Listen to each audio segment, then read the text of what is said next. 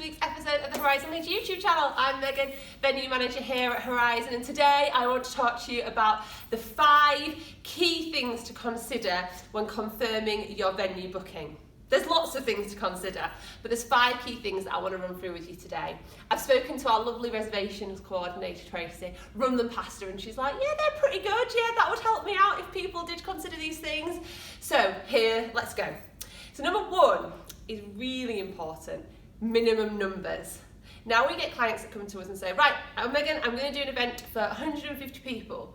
And on the day, arrives and 80 delegates turn up and they're rattling around and the delegates are like, why are we in such a big room? It's absolutely fine to book a big room and not exactly know your numbers, but be realistic. Think, okay, from past experience with this, or even speak to us. You know, for example, if it's a free event, your chances are you are going to have quite a big dropout. So just take that into consideration. And as I say, please just always ask us what we think. But the other thing is, just tell us to say, okay, well, actually, I think we might have 100, but can we confirm for 80?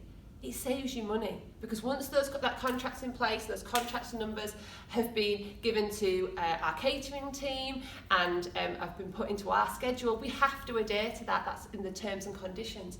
So actually, you can save yourself a bit of cash. If you need to up your numbers, as long as it's not massive and we can fit them in the room, then we can do so. So first one is minimum numbers. Always ask us if you need some advice.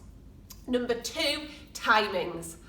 So especially if we're working with a third party, a lot of the time it just says 9 to 5, which is fine.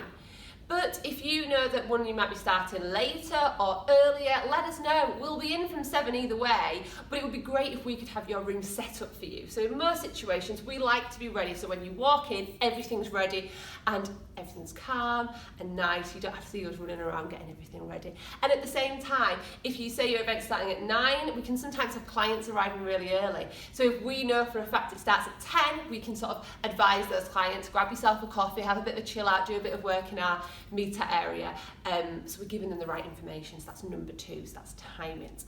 And number 3 is the room size layout. So please take this into consideration, especially if you're booking on behalf of the trainer.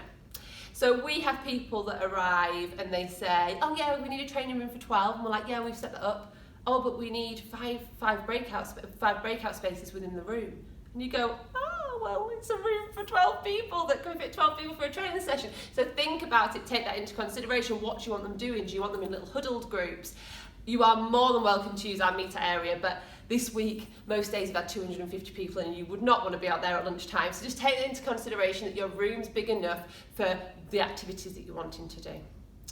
And then go on to 4th. So 4th is a similar thing, it's breakout spaces. So please think about the breakout spaces you want, because the last thing you want to do is you think 2 weeks before, oh actually I think we want to do this workshop, or we want to split the people into these teams, and suddenly we don't have the space left. We'd love to have an abundance of space, but unfortunately we fill up, and so I would hate for you to be disappointed. So please consider the breakout space. And number 5, a little bit of a different one, and this was one of Tracy's. She said, please, when they sign the contract and send it back, give us an event management contact detail, because a lot of the time the contract can be sent to somebody else once it's signed to manage the event, and suddenly we lose that contact and we don't know who to go to, especially if it's through a third party. So if you can give us some details about who's going to be actually managing the event, both on the lead up and on the day, and also a phone number, so if anything happens or for some reason they don't turn up on the day, we can contact them. That's really, really, really helpful for us. So there's 5 quick things just to think about, so I'll run through them again. So minimum numbers, your timings of your event, your room size layout, your breakout space, and your event contact. I hope that's helped, and I look forward to seeing you again next week. Hope you have a lovely weekend. Thanks, bye.